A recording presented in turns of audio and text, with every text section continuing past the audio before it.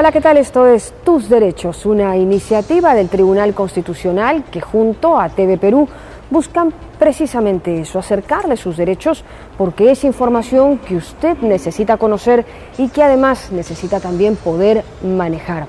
Hoy en Tus Derechos conversamos acerca de un tema que, debiendo ser algo que avance con muchísima celeridad y premura, continúa siendo del grueso en la carga procesal del sistema de justicia. Hoy en Tus Derechos hablamos sobre el derecho de alimentos. Soy Rocío Aliaga, bienvenidos.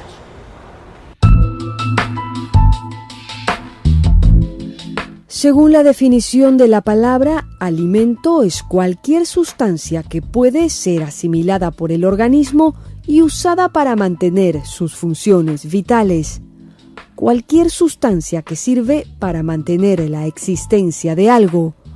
Sin embargo, cuando hablamos de todos los tipos de alimento que demanda un niño o niña para asegurar su sano desarrollo, la definición queda superada solo con el plano emocional y espiritual, sin contar otros factores esenciales como salud, educación y vivienda. Aunque para muchos la sola existencia de un hijo nos genere sin necesidad de repensar nada el impulso de producir una serie de recursos para cubrir lo que les haga falta, lo cierto es que una parte considerable de la carga procesal del Poder Judicial la cubren los procesos por alimentos.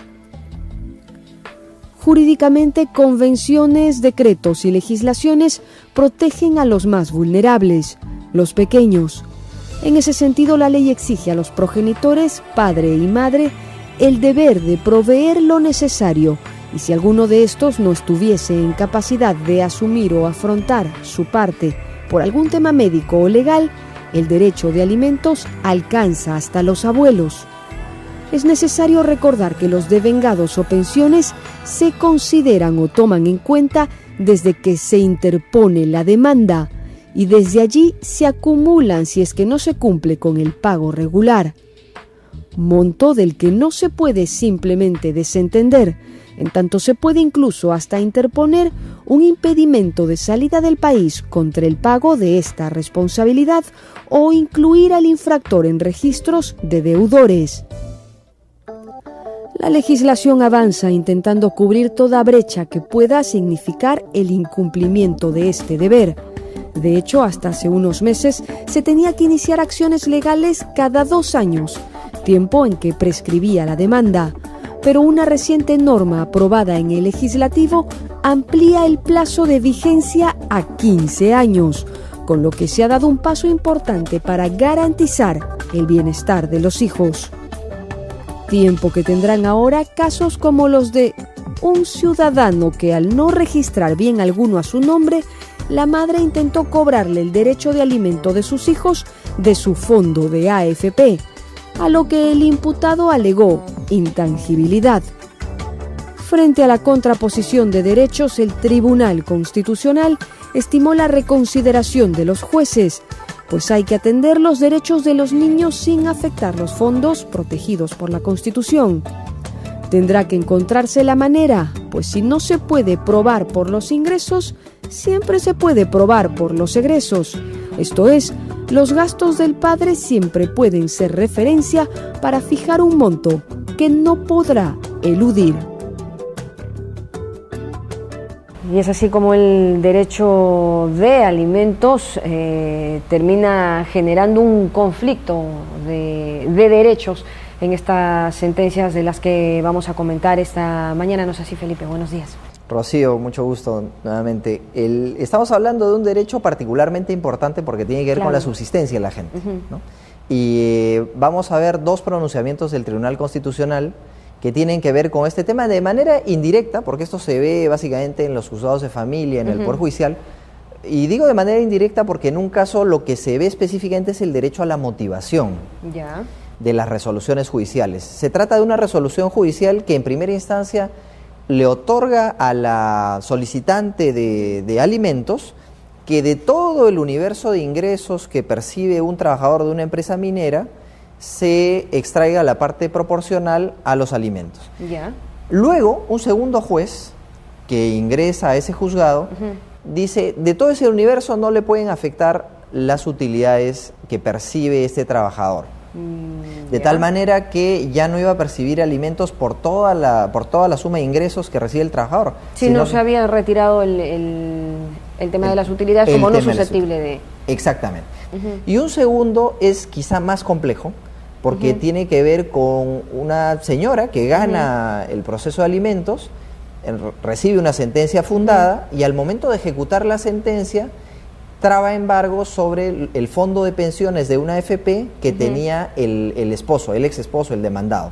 Entonces lo que ha hecho el tribunal es, como se rechazó en primera y segunda instancia por el Poder Judicial, ni siquiera se admitió a trámite de la demanda, ni siquiera hubo contestación de la demanda, es, oiga, este tema tiene relevancia constitucional y debe discutirse. Así que se dispuso que se admita a trámite y empiece el juicio. Claro, pues se ha tenido que, bueno, un poco desesperado, ¿no? Se ha tenido que cobrar o intentar cobrarse de ahí, en tanto no había remuneración, pero debe haberla por algún lado, si no de dónde se cobran las AFPs. Bueno, y es que se da este conflicto de derechos. Vamos a ir a la pausa, Felipe, amigos, pero regresamos hablando esta mañana de derecho de alimentos. Volvemos.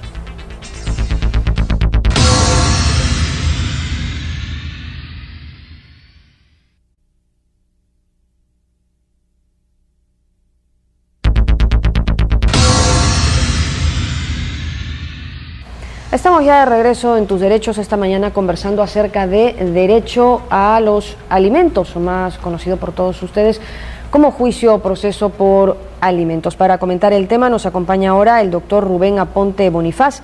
Él es de la Dirección de Sistemas Locales y Defensorías, especialista de la Dirección General de Niños, Niñas y Adolescentes del Ministerio de la Mujer y Poblaciones Vulnerables. Doctor Aponte, gracias por estar con nosotros. Bienvenido. Gracias, muy buenos días a todos y a todas.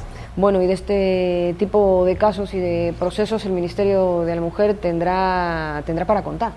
Sí, efectivamente. El Ministerio de la Mujer, dentro de lo que es su competencia como institución administrativa, ve el tema de los servicios para que la población pueda acceder a lo que en el proceso judicial ya se conoce como un proceso de alimentos, ¿no? Es competencia de los jueces. Pero nosotros como ministerio, dentro de las políticas y las acciones que realizan las direcciones, vemos servicios o vemos canales para que la población pueda acceder a esto que es la Administración de Justicia. Claro. Por ejemplo, desde la Dirección de Sistemas Locales y Defensorías, impulsamos el servicio de defensorías del niño y del adolescente, que es un servicio especializado en infancia y adolescencia, está descentralizado a nivel nacional. Son más de 2.300 defensorías en todo el Perú, ¿no? Están con presencia en todos los distritos. Y a través de este servicio, los defensores del niño y adolescente brindan orientaciones a las personas con respecto a sus derechos, específicamente el tema de alimentos. También brindan el servicio de conciliación extrajudicial en materia de alimentos, ¿no es así? Y gracias también a las modificaciones que ha habido de la ley de conciliación, en donde ya no es un requisito previo a la demanda de alimentos el tema de la conciliación, también hay casos en donde los defensores ayudan a estas personas a conocer los juzgados de sus localidades y en estos ya pueden presentar sus demandas de alimentos como corresponde. A ver, entonces, doctor Aponte, para que quede clarito, si en la familia veo vulnerado el derecho de los alimentos de alguno de mis pequeños, ¿a dónde es que tengo que recurrir? Esto también es algo importante que lo preguntes, porque dentro de esta política nacional que se maneja en el país a favor de la infancia y la adolescencia, el Plan Nacional de Acción por la Infancia y Adolescencia 2012-2021, que se dirige desde el Ministerio de la Mujer y que cuenta con la participación de todos los sectores, ¿no? Ministerio de Justicia, Poder Judicial, Fiscalías, todos en general, establece unas metas al año 2021, que es el año de nuestro segundo centenario de República, en el que uno de los objetivos estratégicos tiene que ver con la protección de derechos a favor de los niños. Se busca que de acá a unos años en el Perú sea más el índice o se respete con mayor contundencia lo que son sus derechos. ¿A qué viene esto? Nosotros, de manera coordinada con los otros sectores, Poder Judicial, Ministerio de Justicia, Fiscalías, se impulsan diferentes servicios o mecanismos para que las personas accedan a la defensa de sus derechos. ¿Es que están dónde? Sí. Entonces, por ejemplo, si una persona, estamos acá en una ciudad, ¿no? Lima, tengo el problema de que a mi hijo no le dan los alimentos que le corresponde, pues tengo yo abiertas las puertas de una defensoría del niño y del adolescente, una de MUNA, por ejemplo. Puedo ir y solicitar una orientación, solicitar una conciliación. Asimismo, podría yo ir a un centro de conciliación del Ministerio de Justicia y solicitar una conciliación para quien es el acreedor alimentario. Ya, pero ¿qué pasa, por ejemplo, que el señor no le da la buena gana de asistir a la conciliación? Si no hay un ánimo de conciliar, pues ese es el otro mecanismo donde ya entran los operadores de justicia. Puede ir esta señora al Poder Judicial e interponer su demanda. Con las últimas modificaciones que se dieron al Código Procesal Civil, al Código de los Niños y Adolescentes, la persona no necesita ni siquiera pedir la firma de un abogado para interponer su demanda ante el Poder Judicial. Puede ir de manera directa. Por eso es de ahí también importante el rol que a veces en las defensorías del niño y de orientación, porque habrá que hacer un escrito, algún documento que por más que no cuente con la firma de un abogado, tiene que tener ciertas características y hay a lo mejor la señora no va a poder incluso un formato que promueve el Poder Judicial para que los usuarios llenen, ¿no?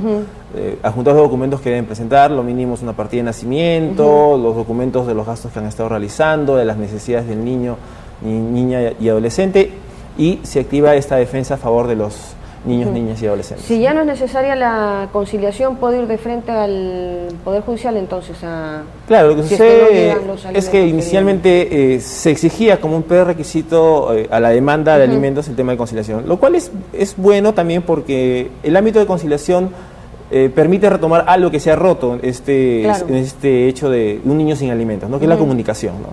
Entonces, a veces sucede que los conflictos parentales están muy vivos aún y no se focalizan en la atención de lo que es más importante, que es el niño.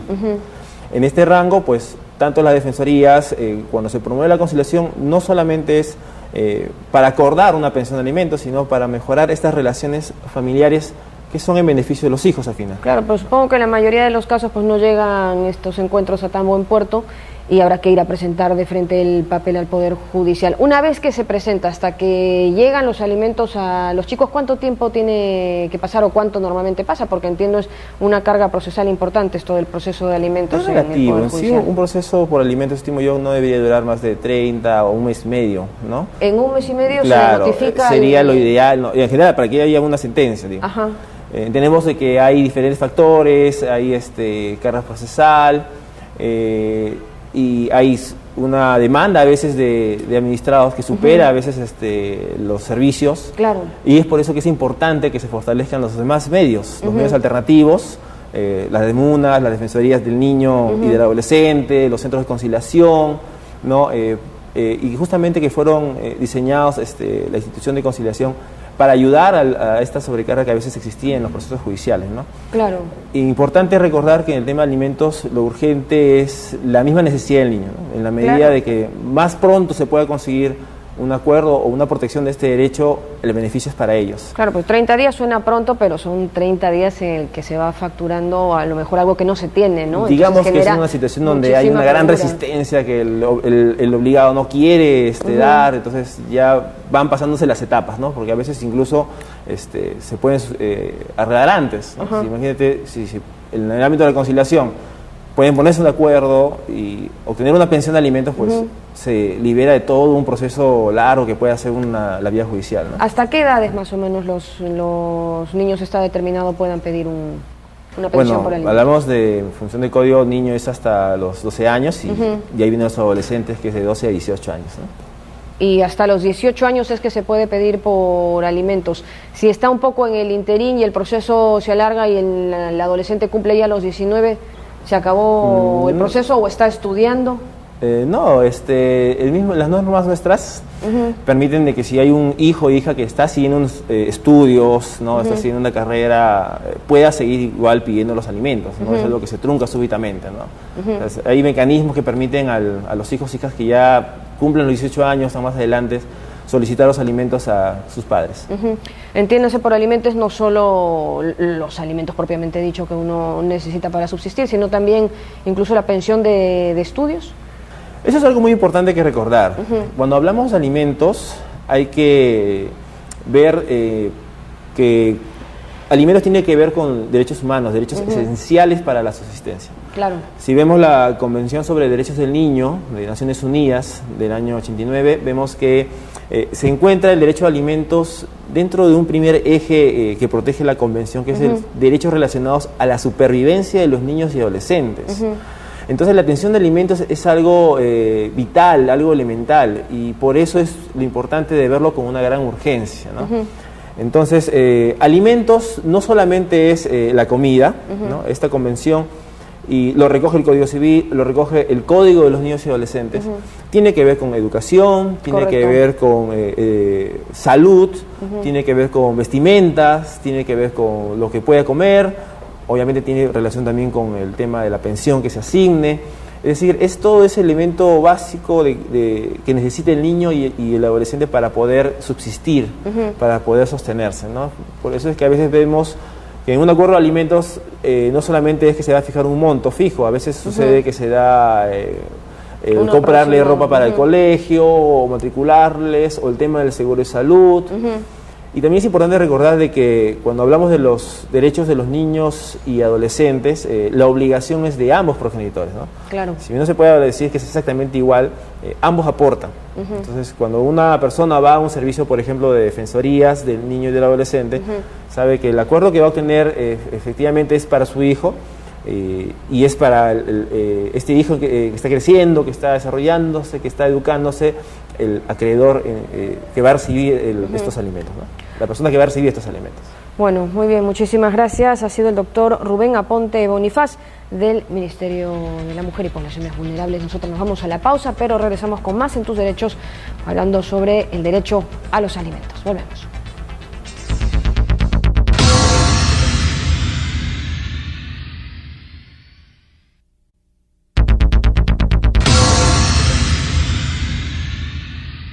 Continuamos con el programa Tus Derechos y ahora nos acompaña el doctor Julio César Barrenechea, que él es especialista en Derecho de Familia y profesor universitario tanto de la UNIFE como de SAN. Estamos aquí, doctor, dándole la más cordial bienvenida en un proceso de alimentos que quería que usted nos comparta brevemente el caso frente a nuestra teleaudiencia. Como no, encantado. Bueno, ya el Tribunal Constitucional ha emitido varios pronunciamientos en materia de familia. En este particular caso ha habido 2 pronunciamientos respecto al tema de los alimentos. Han habido otros, pero vamos a comentar en este momento 2. El primero se trata de un proceso en virtud de la cual la demandante había acudido al Poder Judicial y había solicitado en un proceso de prorrateo de alimentos que se embargase, ¿no es cierto?, las utilidades finalmente que provenían de los ingresos de este señor. Sin embargo, el Poder Judicial consideró que las utilidades no eran objeto de embargo y finalmente no accedió al pedido. Entonces, estamos hablando de un trabajador que era, entiendo, de una entidad minera, ¿no? Una empresa minera, correcto. Empresa minera, y un juez dispone que se embargue del total de los ingresos de este trabajador, exactamente, ¿no? Y dentro de ese total de los ingresos, obviamente está su sueldo, está también el pago de utilidades, y ahí ¿qué sucede luego? Lo que pasa es que la demandante solicita una asignación anticipada, ¿correcto? Y efectivamente el juez ordena inicialmente que se trabe embargo sobre el total de los ingresos que por todo concepto percibe el demandado. Sin embargo, luego emite de oficio una resolución diciendo que no, que las utilidades no comprendían este embargo, que ahí él había sido ordenado. Digamos que de oficio quiere decir que no es a pie de parte, es correcto, decir, que fue una iniciativa del propio juez. Así es, ¿no? Del propio juez. Y el propio juez dice, de ese total de ingresos, como correcto, no se ha hecho referencia expresa al tema de utilidades, correcto, yo debo entender que no está incluido. Correcto, lo que pasa es que yo creo que el juez ahí ha entendido. Lo que pasa es que tenemos una norma laboral en que establece que en la compensación por tiempo de servicios no constituye, digamos, efecto remunerativo las utilidades. Pero lo que la demandante no había pedido era un embargo sobre la remuneración, había pedido sobre el total de los ingresos, y así había sido concedido. Claro, entonces ya el juez había concedido este embargo sobre toda la masa de ingresos que recibe el trabajador. Y por todo concepto. Así es, ¿no? así es. Pero luego viene otro juez. Correcto. Y este otro juez dice, como no han pedido expresamente la afectación de las utilidades, esta debe de traerse, debe deducirse, no debe afectarse. Correcto, y emite un oficio para que la empresa minera no retenga lo que el concepto de las utilidades, que como usted sabe, en el caso de las empresas mineras sobre todo, forma parte muy importante, ¿no es cierto?, del total de ingresos que percibe un trabajador. Claro, y frente a eso, entonces, la demandante dice, oiga, me están afectando el derecho a los alimentos porque ya estaba incluida, debería estar incluida la afectación a las utilidades y ya no está. Frente a eso, entonces, ¿qué resuelve el Tribunal Constitucional? Lo que sucede es que la señora apela y en segunda instancia, porque estos procesos se inician en un juez de paz letrado, confirman la resolución, con lo cual la señora considera que se ha violado ahí, ¿no es cierto?, el derecho de ella a un debido proceso y finalmente y a su tutela jurisdiccional efectiva e interpone una acción de amparo, que finalmente es desestimada por las dos instancias del Poder Judicial y llega al Tribunal Constitucional.